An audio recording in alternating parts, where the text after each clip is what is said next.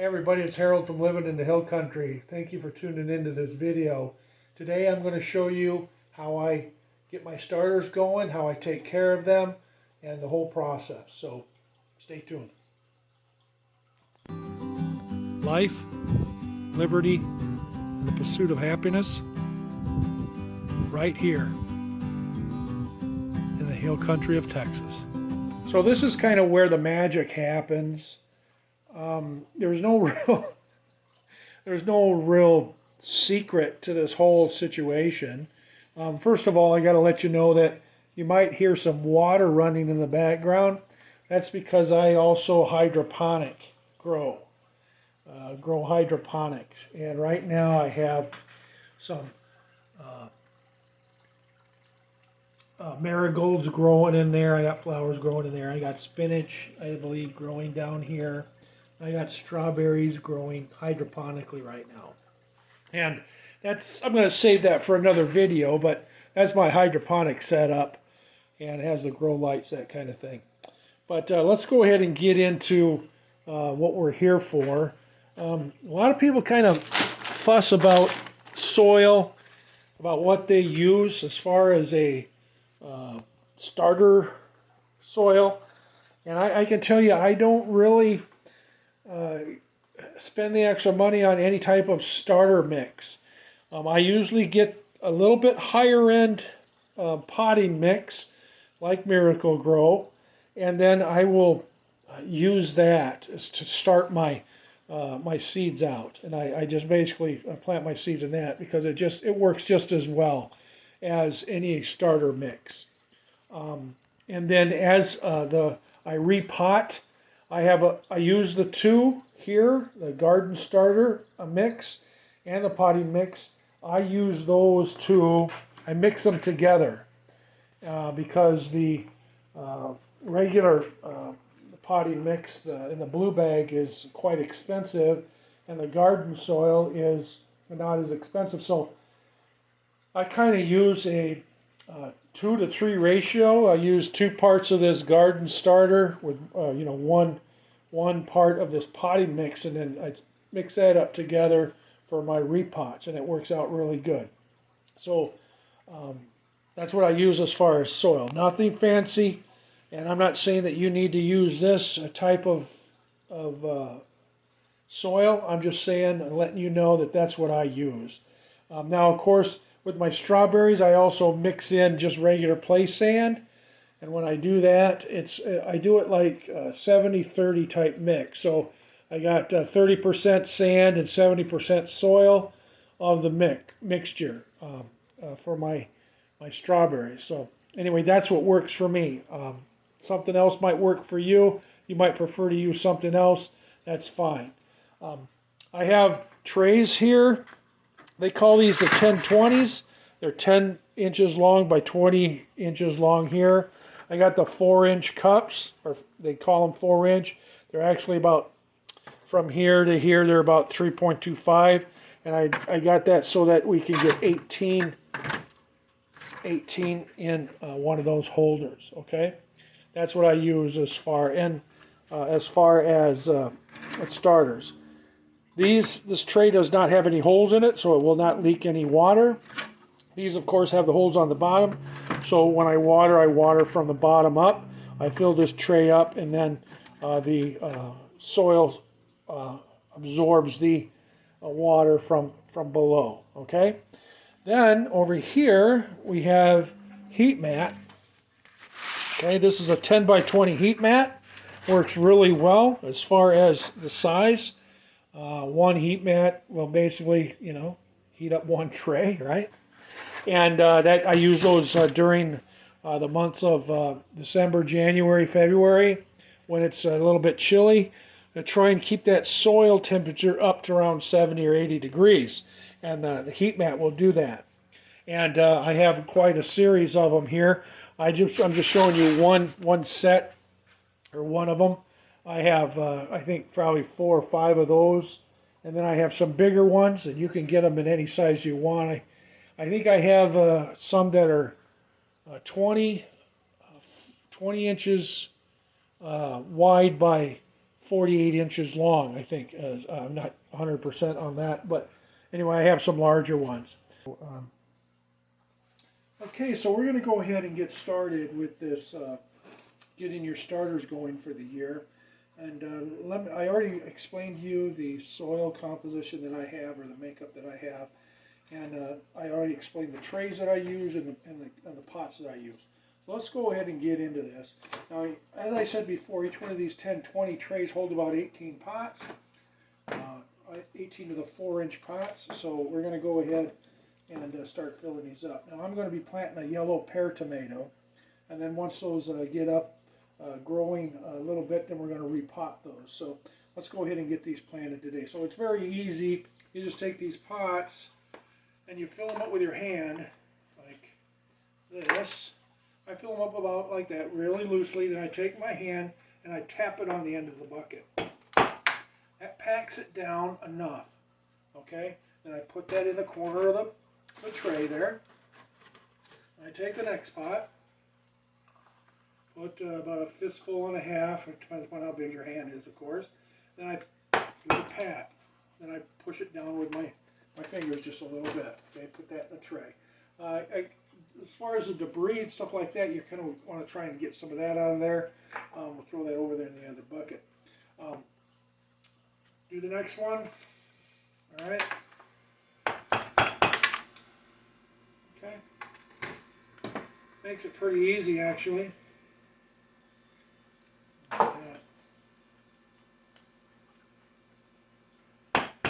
Packs it down.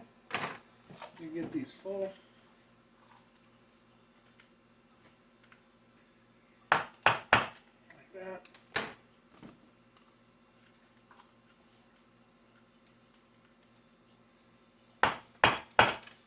Now some people, they'll water down the soil, and you can do that.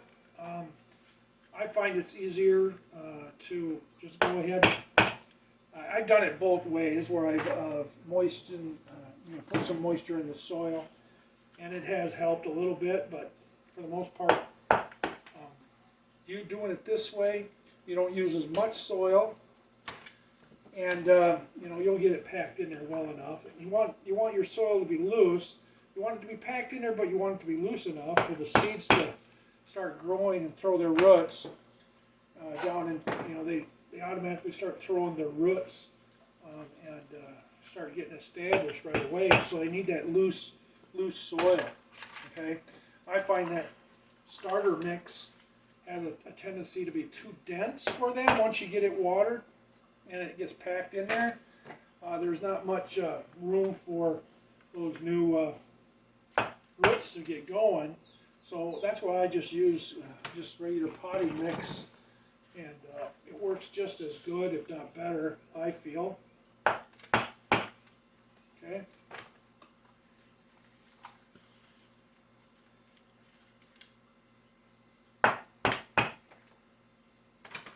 Okay.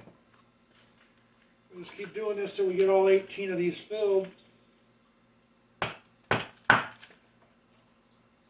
You want to leave about 1/4 of an inch or so. Most seeds require that you plant them about 1/4 of an inch or 1/8 of an inch. I think for the tomato plants, most of them are about 1/8 of an inch. I don't really worry about it that much. I just don't, I don't over, bury them to where they're down an inch or so. You want to give them soil contact and cover, but you don't want to smother them. Okay. So here we are, my 18th pot right here, right there. Done. Okay. Now I'm going to move this over here for right now. So now what I'm going to do is I'll just take my fingers and go around the edges or whatever, kind of get that patted down just a little bit. And I'm going to take my seeds very easily. Just take my seeds out. Or get the package open like this. And then what I do is I will put them in the palm of my hand, like so. Like so. Or they're in the palm of my hand. Okay? And then what I do is I just kind of tip my hand and shake it a little bit. And you'll notice that I get about 3 or 4 seeds per pot in there.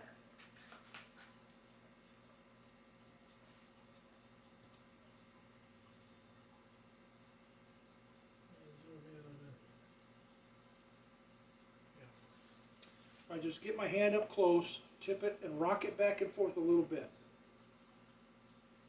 Okay?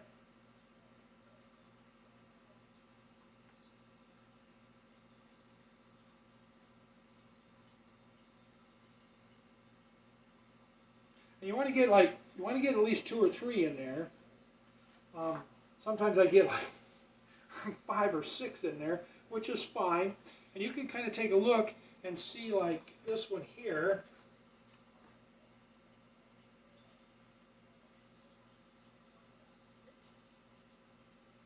You can kind of see like this one here has quite a few right in that area, so I'll just take my finger and push them over to the edges.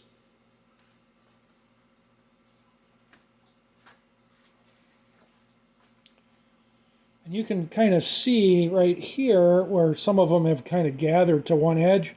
I just take my finger and push some over.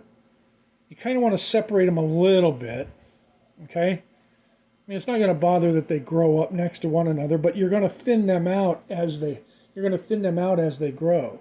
So you kind of want to spread them out. You're going to thin them out, and you're going to possibly transplant them.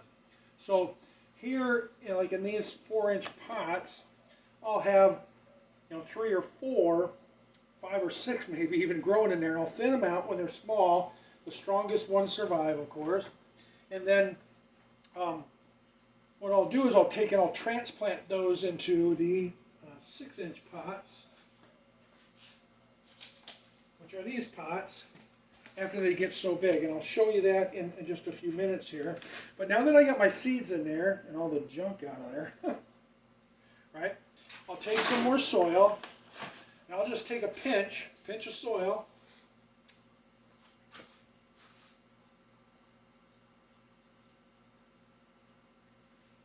I'll just take a pinch of soil and put it right on top, and then pack it down with my other hand. Just that simple. Right, just like that. Okay?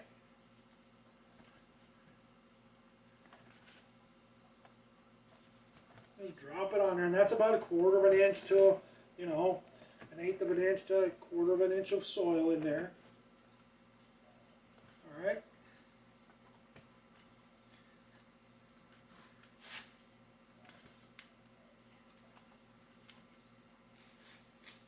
All right, so we're just about done here.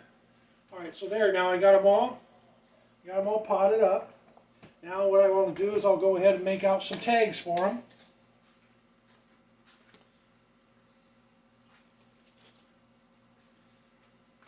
And we'll write out what they are. All right. So I'll put yellow pear,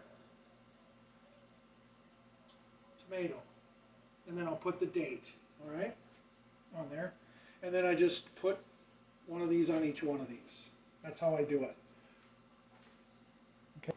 Then what I'm going to do as far as watering is I'll go ahead and I'll spray the top of these. Just kind of water them down really good so that the seeds get really good contact with the dirt. All right. And then what I'll do is I'll fill the bottom. See these trays? And I will put, I suppose, 1/2 inch to 1 inch of water in the bottom of the trays, because the soil is a little bit dry right now.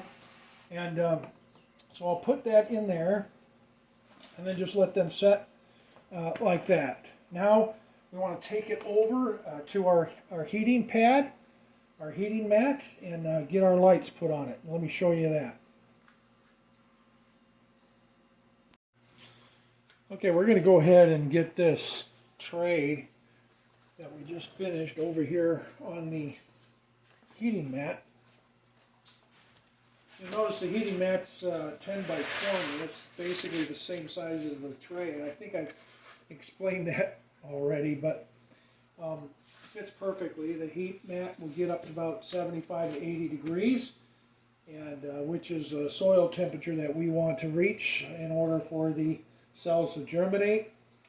And I watered these over here after I potted them. Necessarily don't have to do it that way. You can move them over onto the pad and then water them over here, because the mats that I have, or the ones you can get, are waterproof. Okay, it has little charts on here and stuff like that.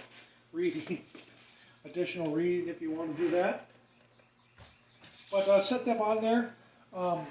Then wait for them to really start breaking the surface or start germinating. And once the seeds break the surface, then you want to start applying light, or provide them growing lights to represent the heat of the sun and all that kind of good stuff.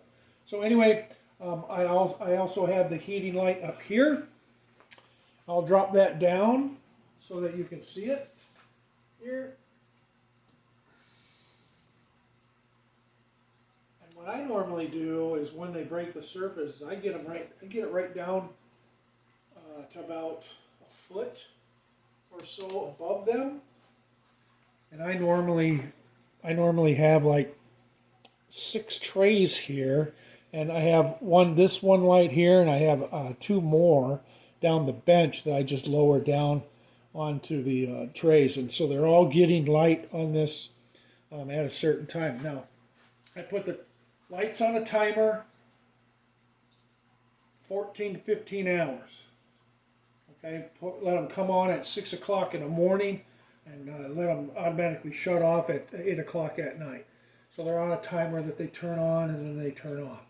And then the plants start germinating, and when they get about this high, then you can raise this the lights up and raise them up a little bit higher. You don't want to raise them too high up, because then they start to get leggy on you. They really start growing towards that light. And you'll see and notice that if they're off to the side like this, that the seedlings will lean towards the light.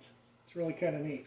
And so then what you want to do is just want to rotate the tray, or move the tray directly under the light, so they're getting it straight on.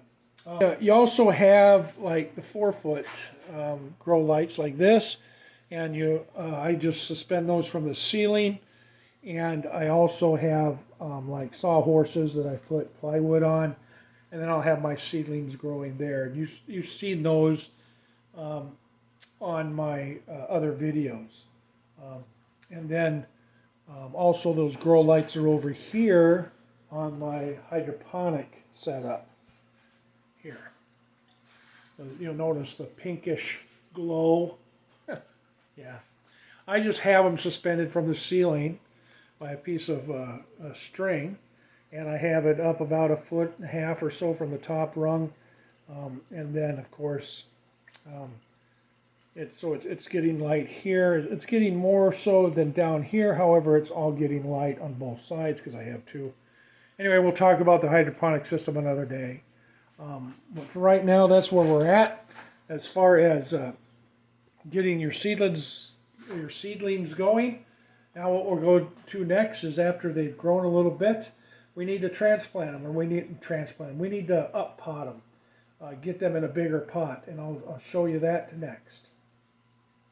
So I just went ahead and pulled some of the other starters that I had going on here. Here's some cherry tomatoes. You'll see how those seedlings came up, and doing really good. They're about 2 or 3 inches above the rim of the pot. These are a little bit young yet to have to repot, and so we'll wait a little bit on those and continue to give them the grow lights and water, and I add a little bit of fertilizer to the water as well. But if we take a look at some of the yellow pears here that we have grown, these now are about 6 inches or so for all. These are ready to get potted up or repotted into the 6-inch pots. And so, very simple. I got 2 of them here. I'll show you exactly how I do that. Although it's pretty basic and straightforward. And then we'll get that shown to you. So we're going to show you how we do that. And you're going to get your 1020 tray, and then you get your 6-inch pots that have the holes in the bottom. And of course you're going to take your starter plant here, and you're going to transplant it into here. So we'll move these cherries out of the way. They're not ready yet, but these are. So what we'll do is we'll take our 6-inch pot here and we'll throw some dirt in here in the bottom. Okay, kind of like that. All right. Kind of pat that down a little bit. I'll put a little bit more in there. Okay, a couple inches of soil in the bottom of the pot. Okay, and then what you want to do is you want to take your tomatoes, and these are your starter limbs down here. I just twist those off like that. Okay, and then what I'll do is when I transplant this, I'll plant this all the way up to this, just below the next limb that comes off there. And what happens is this tomato plant will produce roots from this stem, the main stem as well. So, and here's how I do it. I just basically put my fingers around the tomato plant like this. I tip it upside down, pat it, squeeze it until it drops into my hand like that. And see how root bound that is? Now you're going to notice there's some gray here. That was from a peat pot, they call those. So this was growing in a peat pot. But look at all the roots there. So it's root bound.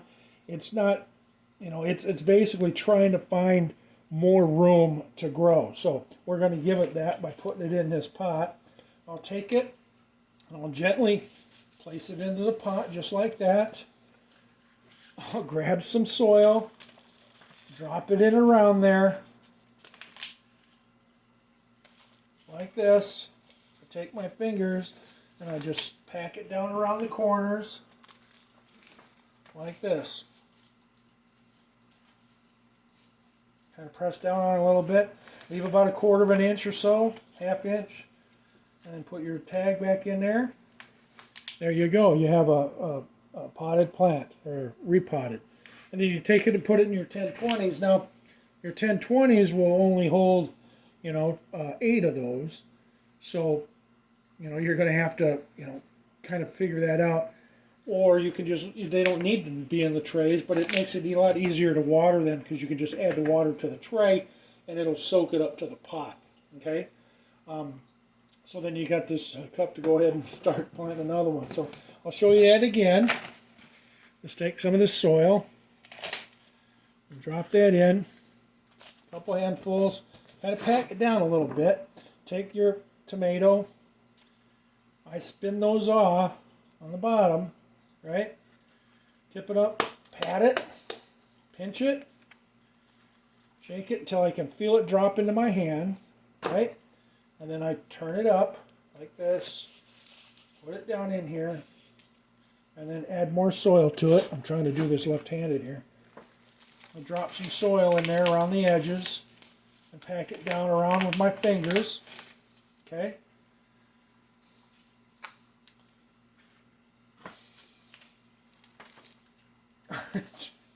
It's usually not this messy, but I'm trying to do this and film it at the same time.